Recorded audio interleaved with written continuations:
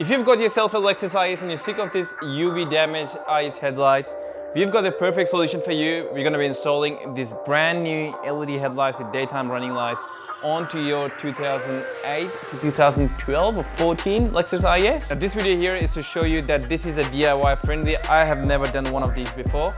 This is going to be first time for me, and I'll show you how easy it is to get it done. Now for this install, you don't need a lot of specialty tools. You just need some basic like 10mm, 8mm, a screwdriver, and a panel popping tool. First thing you want to do, pop up your bonnet, and you'll see this plastic trim around here that's covering this whole part. So our goal is to remove the bumper, the grille around here, as well as your fog light connections. So to remove that, we have to remove this plastic trim around here. Now on this car, you can see already there's a lot of them missing before I even get started. So when I'm putting the things back, I'll use some spares to put it back in. What you want to do is go around in all of those plastic bits here, just get them out using a panel popper. Let me show you how to do it.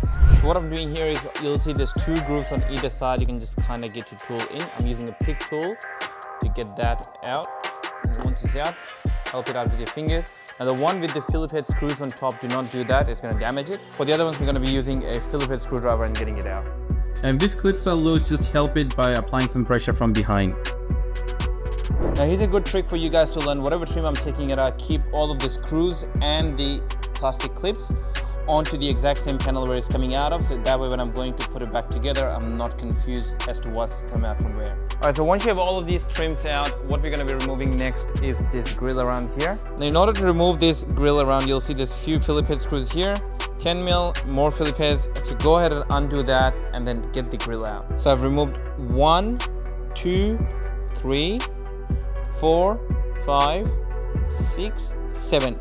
Altogether I removed 7 of them, and now the grille is only held in my clips. You can go ahead and undo the clips from behind here, underneath and all that. Take your time, do it slowly, do not break it. Next thing we're going to be removing is the bumper. And that right there is me old Lexus grille out. So next thing, to remove bumper, let me show you how you can do it. Alright, so the next thing I'm going to be removing are these clips around here. Now this car I think has been put back together really badly. So none of these clips have been lined up in here in the first place, but in your case it might be lined up.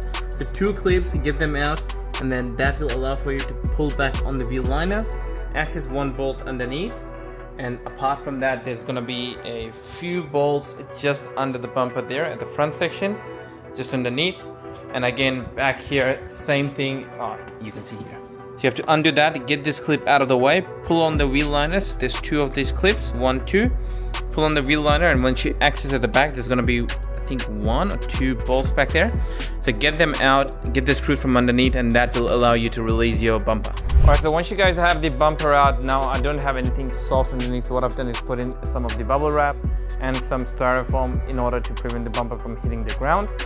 Be very careful. I would definitely recommend to have something soft lining underneath. You don't want to scratch your bumper. Now the next part I've done here is gone ahead and remove on the other side already, but let me show you how I have removed. So this is just a pull-on clip. Just press onto it, slide it out of place. This is for your fog light. There's gonna be a couple of connectors here for your washer.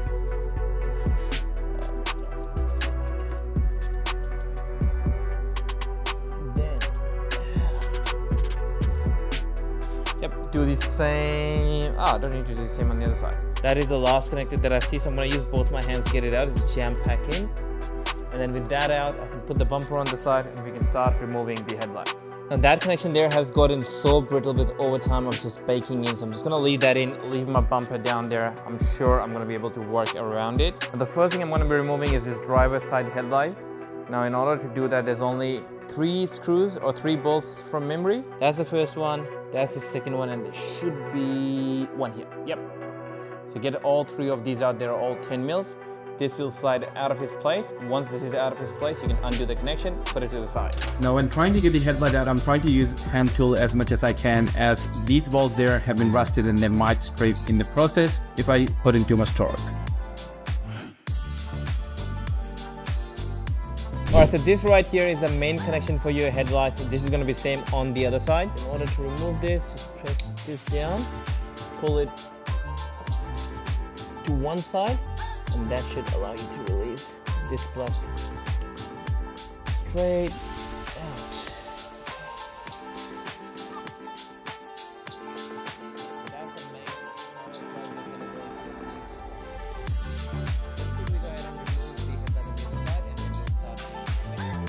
Now do the same thing on the other side, take out all 3 of the bolts and remove the connection.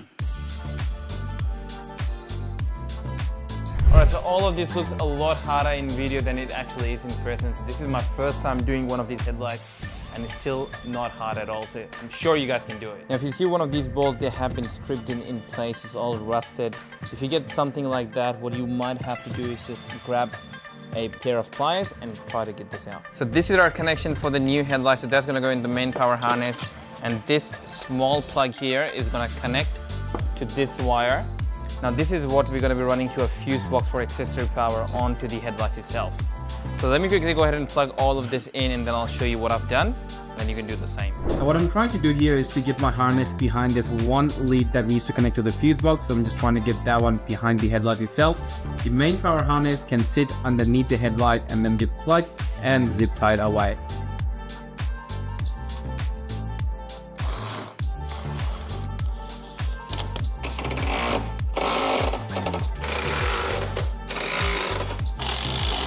I've not even turned the car on as of yet, but it's looking 1,000 times better than how it was looking before.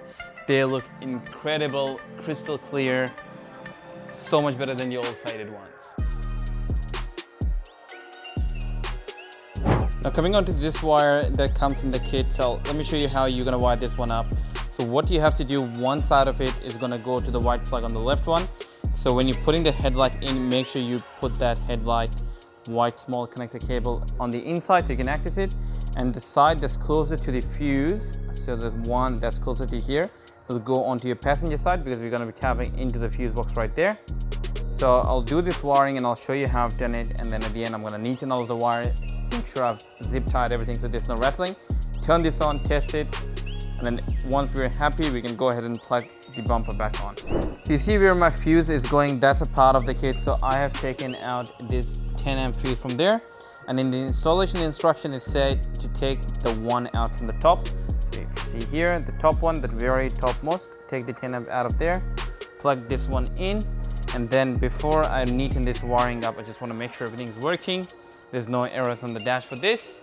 So let me quickly go ahead and turn the ignition on and see. Have a look at that, guys. It looks insane how good this looks compared to the old one. Now let me quickly go ahead and try to test my turn signals and all of the good stuff, and once I'm happy with everything working, I can start neatening the wires, make sure everything is zip tied, and then take it from there. Now when you're testing for the headlight, it's important to make sure you test each side turn signal, low beam, high beam, hazards, and auto headlights, everything working completely fine before you move on. Alright, so everything's working, we're good, we're happy. Now what I'm going to do, unplug these plugs again, the ones from the fuse box, neaten all of my wiring, zip tie everything, and then put the whole thing back together. And I'll show you what I'm doing here at the fuse box, so make sure the wiring isn't getting crimped. So what I'm actually doing at the fuse box is taking my side cutters and making a small incision on the fuse box and the cover itself. That's going to allow for me to run my wiring through the fuse box without actually it getting pinched. So what I'm doing here with the fuse box cover is making a small kind of door. This is where my wire is coming out to run the DRLs on the new headlights. And with that door is going to allow for the wire to run outside the fuse box without actually crimping on it. And that is the whole thing done, guys.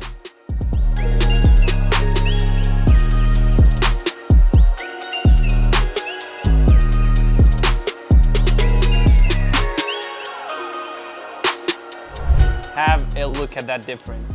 Before and the after, crazy, insane, very easy to do it. That is the full guide done. If you guys need any help with any other guides to install a car part or anything, you can send me a request on info@westernautocustoms.com.au.